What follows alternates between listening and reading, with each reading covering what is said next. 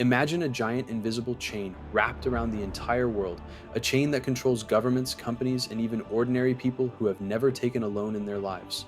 We don't see it, we don't feel it, but every single day, it quietly tightens. That chain is debt.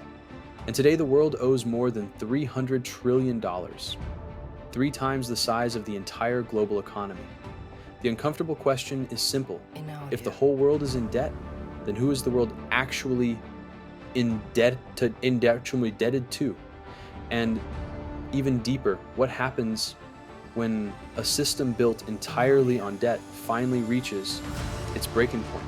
To understand the trap we're stuck in today, we need to go back, way back, to the early 1970s. Back then, money was still tied to gold. Governments could print only as much currency as they had gold reserves. But in 1971, one announcement changed everything. The United States ended the gold standard, and suddenly, money had no physical limit. It became a concept, a number you could simply type into a system. From that moment, the modern debt machine was born. For a while, nobody noticed the shift. Countries borrowed a little more, companies expanded a little faster. People took home loans, car loans, student loans, and the world called it progress. But something else was happening in the shadows. Debt was compounding, growing, layer upon layer, year after year. And soon, it became unstoppable. The real twist is this: most of the debt in the world isn't owed to countries. It's not China owning America. It's not the US owning Europe. The real owners are hidden. Giant pension funds, insurance companies, investment firms, shadow banks, and ultra-wealthy private institutions that almost never appear in the news. Debt is not just money. Debt is power. Here's how the system actually works.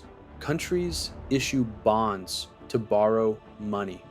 Banks create credit out of thin air by typing it into ledgers. Central banks set interest rates that decide who thrives and who collapses. Every loan, every credit card swipe, every EMI adds to a machine that requires continuous borrowing just to stay alive. Because here's the first rule of the debt system: debt must always grow. If it stops growing, the system collapses. If people stop borrowing, companies die. If companies stop borrowing, countries die. And if countries stop borrowing, the global financial system falls apart. You've seen proof of this before. In 2008, the world watched in horror as giant banks crashed. Trillions vanished overnight. Countries panicked. And what was the solution? More debt. Then came 2020. The world went into lockdown. Economies froze. Governments printed money at record speed. Debt exploded to levels never imagined. Inflation followed like a silent predator, eating away people's savings while salaries stayed the same. And today, many countries can't even pay the interest on their loans. Forget repaying the loans themselves. Sri Lanka collapsed. Pakistan is struggling. Argentina is drowning in hyperinflation. Even developed nations are feeling the heat. This is no longer a local problem. It's a global countdown. And here's where things get scary. And this monster of debt affects you directly.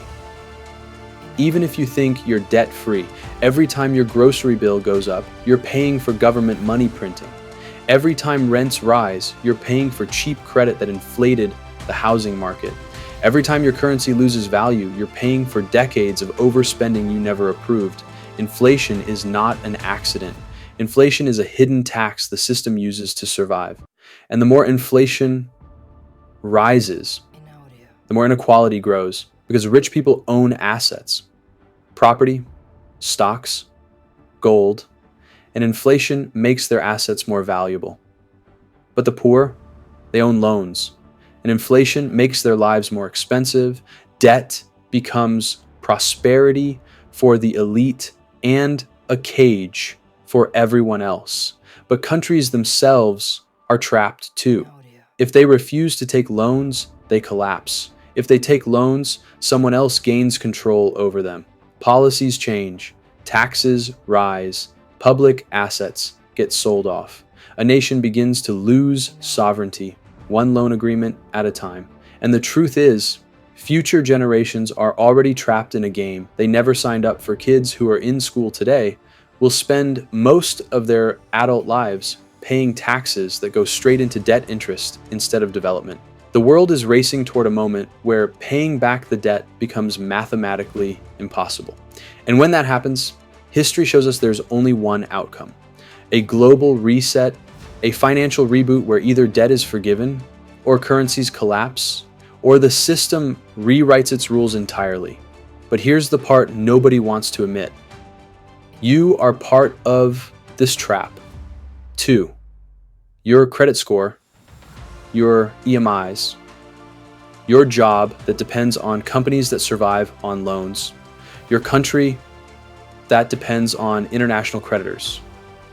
Everything is tied to the same machine. We've been told for decades, debt fuels progress, but the truth is unsettling. Debt fuels control, and if the world ever reaches a point where everyone decides to stop paying their debts, the first thing to collapse won't be countries, it won't be governments, it won't even be banks.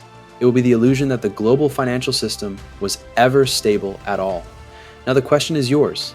If the entire world suddenly refuses to pay back its loans, who do you think will fall first? The nations, the banks, or the invisible financial elite controlling the system from behind the curtain?